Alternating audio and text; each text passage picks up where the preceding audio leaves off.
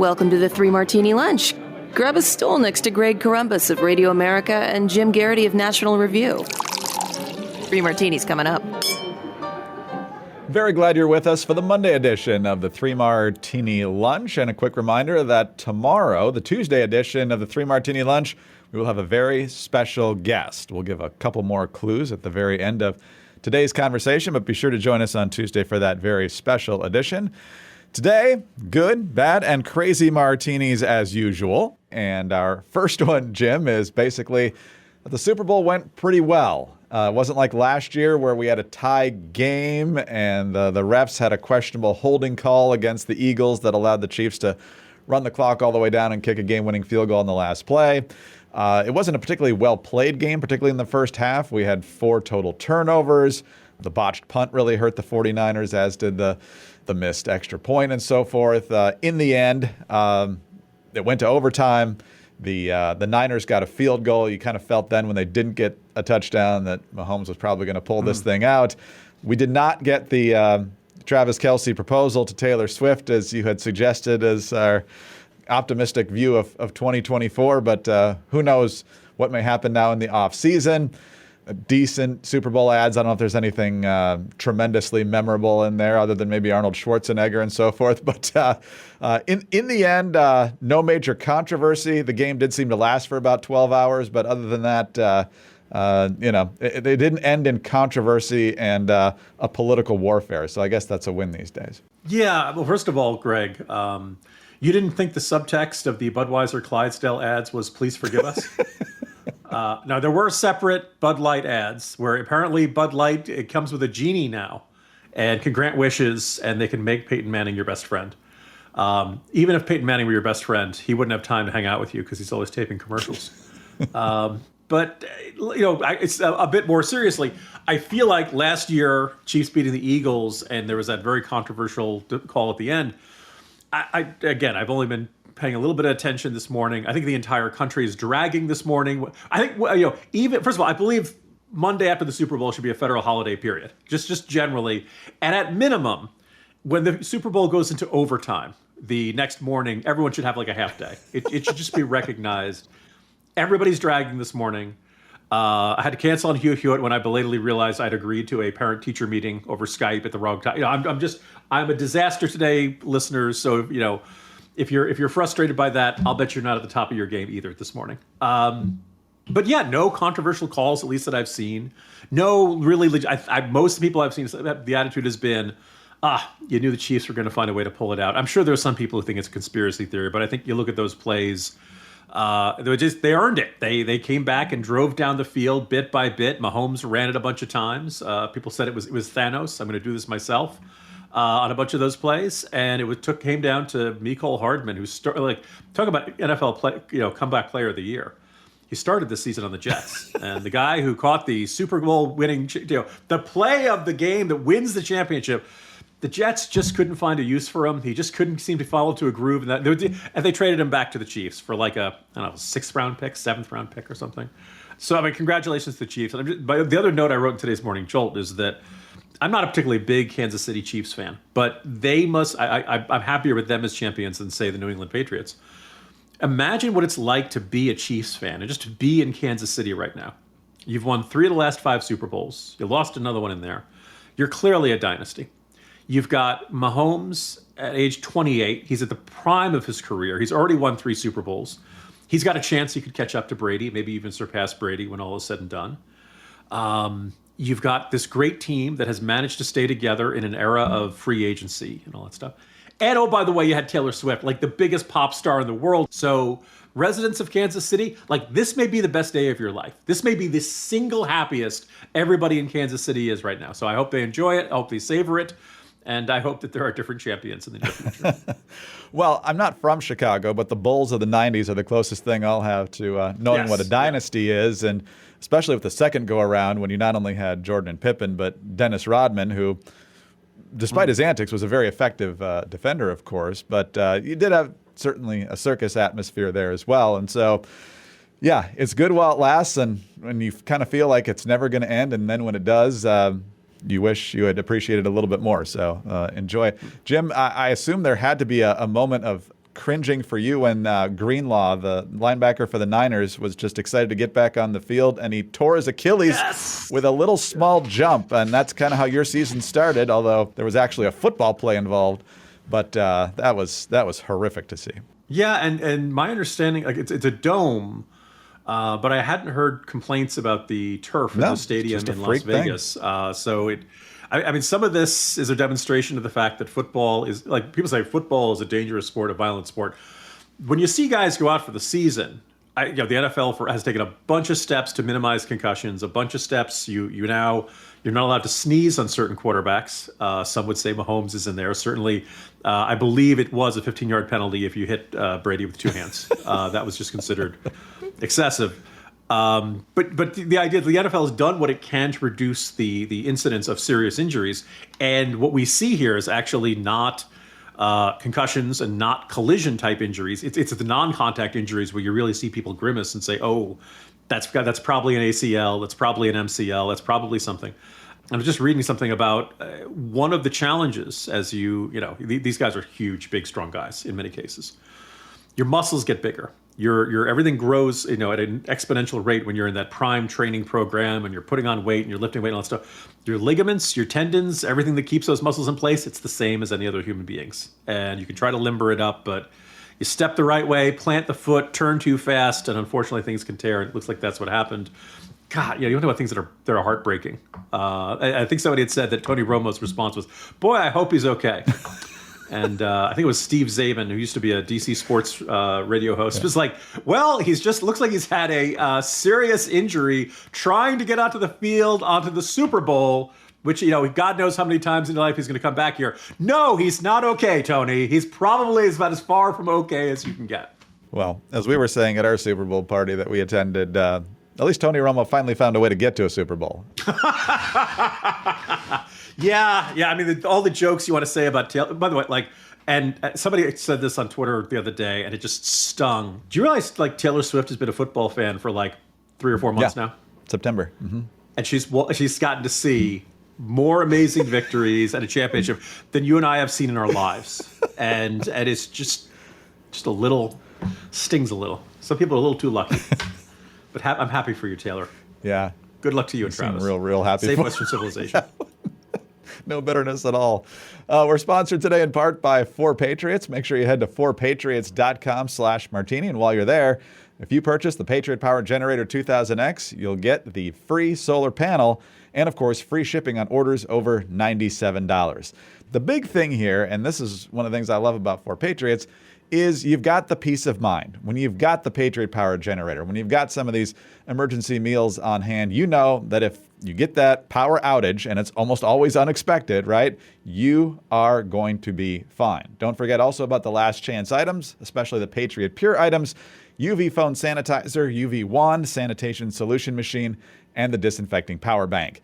Visit 4patriots.com/martini to get your Patriot Power Generator 2000X with the free solar panel included. Plus, get free shipping on orders over $97. Save more and get peace of mind now by going to the number 4patriots.com/martini.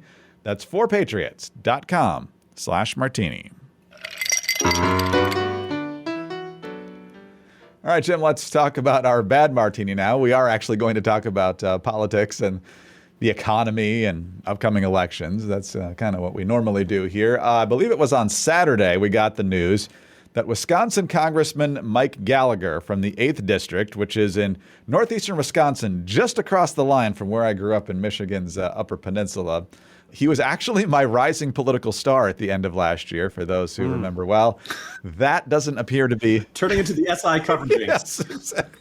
You don't want to be called a rising star by either one of us. That's exactly right. So he also made headlines last week by being one of the 3 House Republicans who voted against the impeachment of Homeland Security Secretary Alejandro Mayorkas. He got a tremendous amount of grief for that. And on Saturday, we find out that Gallagher, who had at one time in this cycle been toying with a Senate run to challenge Tammy Baldwin, now will also not seek re-election to the House of Representatives. Now, Mike Gallagher, while I really strongly disagree with that decision to not want to impeach Alejandro Mayorkas, is not a guy that some people online and elsewhere are saying was just an establishment guy, military-industrial complex guy. If you go over to Heritage Action, his score is 83. The average House Republican is 64. And so this is a guy who's got a pretty strong conservative record. Again, he had been chairing the Select House Committee on the Chinese Communist Party and had been getting some real good information out there to explain just how serious of a threat the CCP is to our country. I don't know how much blowback he got in his district from the Mayorkas vote. I'm guessing there was probably plenty. I don't know if it was the last straw or not, or if he's just tired of what's happening in Washington. But Jim, Mike Gallagher is a guy who you kind of want there, not only from his experience, but his ability to get things done. The hostility, I understand on that particular issue. I don't understand it overall.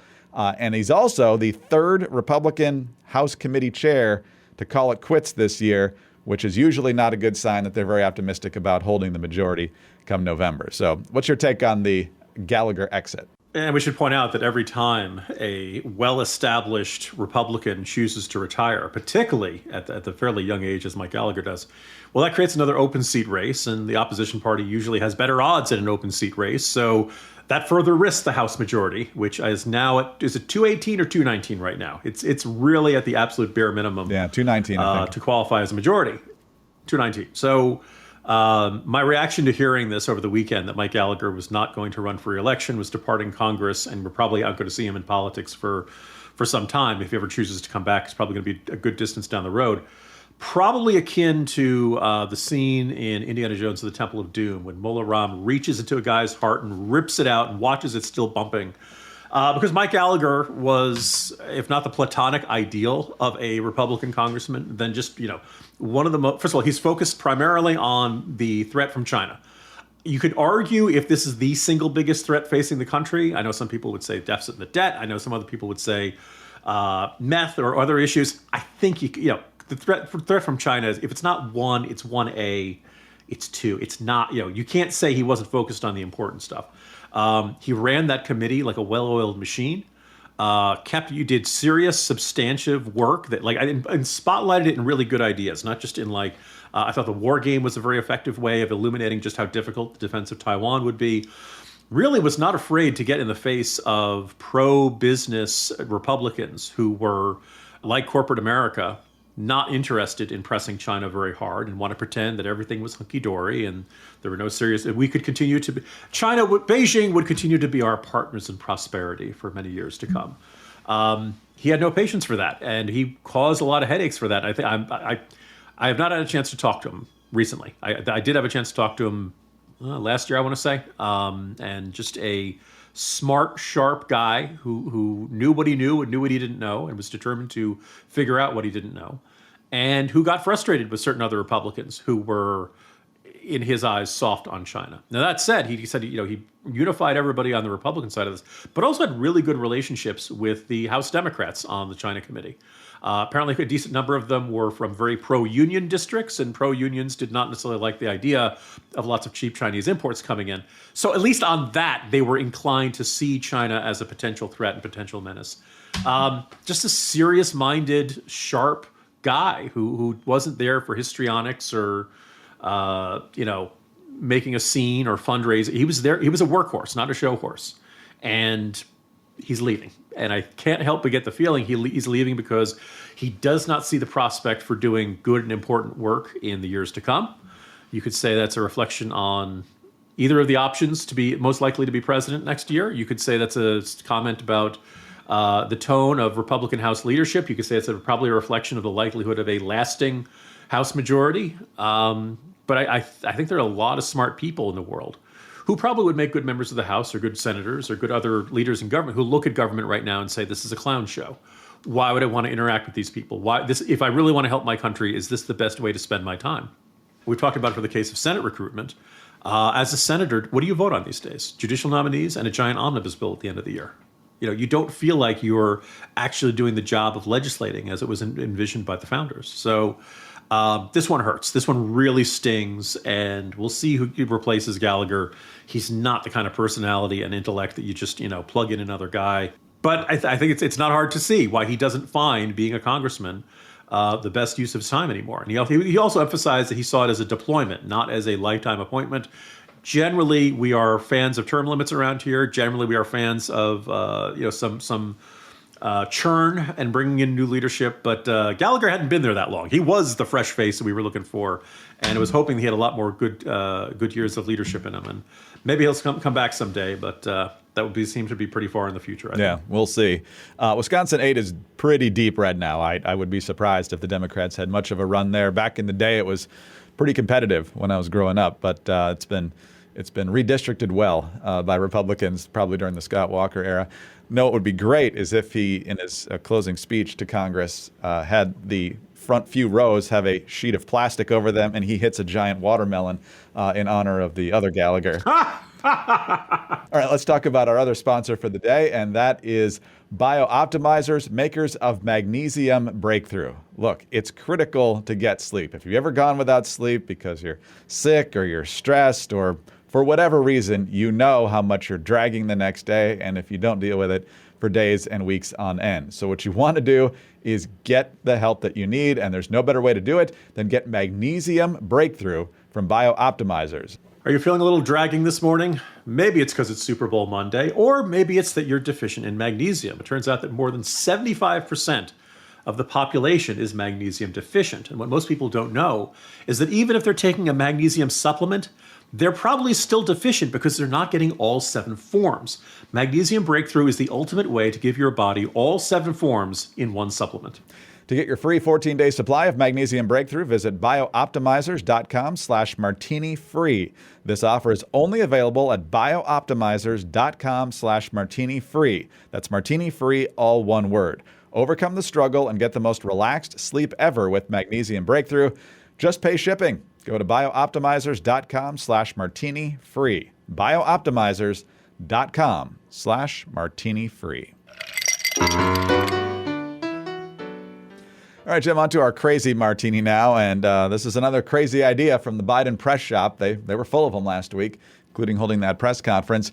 A few hours before kickoff yesterday, the presidential Twitter account, and I'm sure he put it out on other social media sites as well, Biden looking like he's ready for the big game. I think he was sitting in the White House theater when they shot this. It's a 48-second message that I counted 14 edits, which tells you how smooth the taping of this went. Other people counted 13, but either way, we're talking about, 3 to 4 seconds before they needed to jump cut to the other camera that they used to film this thing. But Biden's point was not some sort of unifying message or I hope you enjoy the big game, don't drink and drive or something like that. No, he's blaming companies for the fact that you pay more to buy stuff. He calls it shrinkflation, meaning that you're paying the same amount you used to for less stuff as opposed to inflation, paying more for the same stuff, which we have documented extensively, of course, on this podcast over the past few years. But here's how Biden pathetically laid it out on Sunday. The Super Bowl is Sunday. If you're anything like me, you like to be surrounded by a snack or two while watching the big game. You know, when buying snacks for the game, you might have noticed one thing. Sports drinks bottles are smaller. A bag of chips has fewer chips, but they're still charging you just as much. And as an ice cream lover, what makes me the most angry is that ice cream cartons have actually shrunk in size, but not in price. I've had enough of what they call shrinkflation. It's a ripoff. Some companies are trying to pull a fast one by shrinking the products little by little and hoping you won't notice. Give me a break. The American public is tired of being played for suckers. I'm calling on companies to put a stop to this. Let's make sure businesses do the right thing now.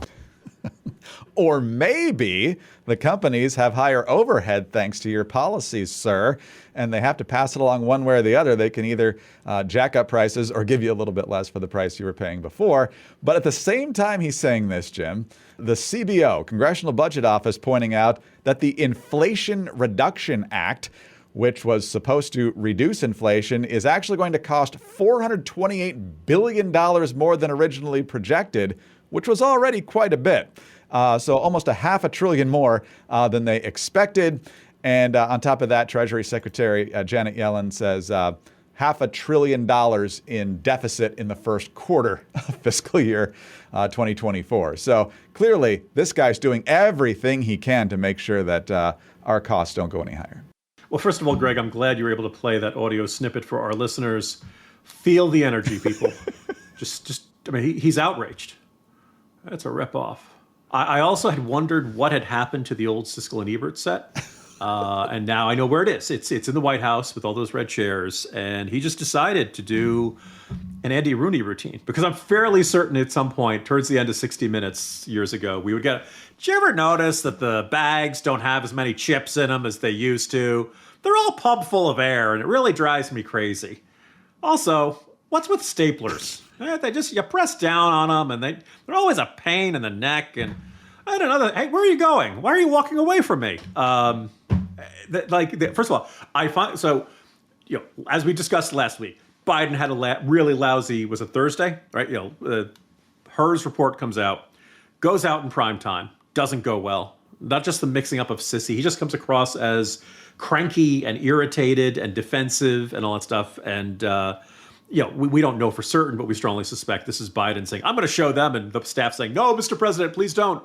But he's already, they go ahead and they do that. And then the Sunday shows, they deploy everybody to say, "Oh, look at how great a job Biden's doing, and he's full of energy. Oh, how could you possibly think that he's old and crotchety and past his prime?" And I can't remember, one of my good friends was on Twitter and observed, if Biden was really that, he'd be out there. He immediately said, "I could totally handle this job," and then he went to Delaware for a weekend again. And you haven't seen him, and it was just kind of this you're confirming that he can't do this stuff. So then, almost a couple hours after that, we get this. I think your observation about how the number of cuts in a less than a minute statement was very revealing. Certainly indicate, and these are the good cuts. These are the good takes. It's a rep off. I've had enough of that. Also, by the way, Greg, have you ever heard anyone say, "I like to be surrounded by a snack or two"? Just weird wording. That's this is why you should vote for the guy. That's just weird. And that somebody in the White House thinks this is what's going to work. This is going to be effective messaging. First of all, it completely steps on the idea that inflation has gone away. If the president is complaining about shrinkflation, which it's a real phenomenon. We've all had the thing where you pick up the Doritos and there's fewer Doritos in the chips, or Toblerone apparently has much wider space between the little triangular pieces of chocolate than they used to. And somebody compared an old one to a new one. All these little things in which you're spending the same amount of money, but you're getting less of the product. And we all get irritated by it, but that reflects the overall problem of inflation and the fact that costs to produce everything have gone up. Costs for wages, costs for raw materials, costs of transportation. This is all a reflection of the inflation that got started in 2021, 2022, really continued into 2023. And so that's the state of things. So Biden's complaining about it. He comes across as this cranky old man sitting in the movie theater who won't shut up, saying, "They don't put as many goobers in here as they used to." And he still comes across as this crotchety old man who's hapless and complaining. And I'm going to tell those businesses to knock it off. And, drifting off to sleep. So that's where we are, America.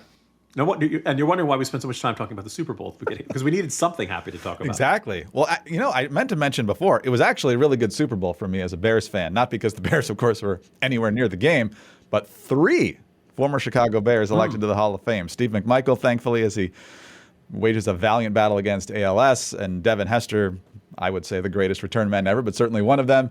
And then Julius Peppers, who's probably better known for playing in Carolina, but he did give us 4 years in Chicago, and we got to an NFC Championship game in our time with him. In fact, he was there for the last time we won a playoff game. But Jim, you mentioned Andy Rooney. The thing I remember most about Andy Rooney, the bit, is when he read the lyrics of Michael Jackson's Bad because he thought it was just very lazy writing. And so it's just for 2 or 3 minutes, bad.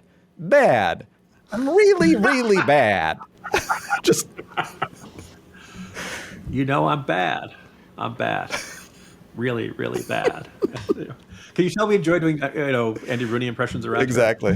Anyway, it's Monday, America. Sorry to be the bearers of bad Exactly. news. You know what Roger Goodell needs to do? He needs to extend the season 1 more week, which I'm sure he'd be happy to do anyway, and then it'll line up with President's Day weekend, and then you can get your day off on Monday. So. We'd have the day off. That would make sense. Yeah. Always have the Super Bowl in domes or warm weather sites, so you could do it in closer to mid-February. Yeah. Or why don't we just change President's Day to make it closer to the Super Bowl? Oh, we could do that too. That might be. I'm all for that. Oh, and tomorrow, of course, tomorrow. our special guest. Oh, that's right. Yeah. I don't know if we should give it any more clues. I will say prominent figure on the right. We said she was a woman on Friday. I will say not an elected official, but somebody who is well known for speaking. Longtime friend of the program, and apparently a fan of the program, which is awesome, and which is one of the reasons it was easy to get this person to agree to appear on the show, and just a good enlightening figure on all kinds of things relating to politics and communication and stuff like that. Absolutely. So, looking forward to that. That's all the clues we're getting. Special edition tomorrow. For all the listeners on the edge of their seat who can't wait to see. Exactly right. Jim Garrity, National Review. I'm Greg Corombos of Radio America. Thanks for being with us today. Please do join us tomorrow for that special edition. In the meantime, subscribe to the 3 Martini Lunch podcast. Tell your friends about us as well. Thanks also for your 5-star ratings and your kind reviews. Please keep those coming. Get us on your home devices. All you have to say is play 3 Martini Lunch podcast. Follow us both on X. He's at Jim Garrity. I'm at Dateline_DC. Have a great Monday and join us again Tuesday for the next special 3 Martini Lunch.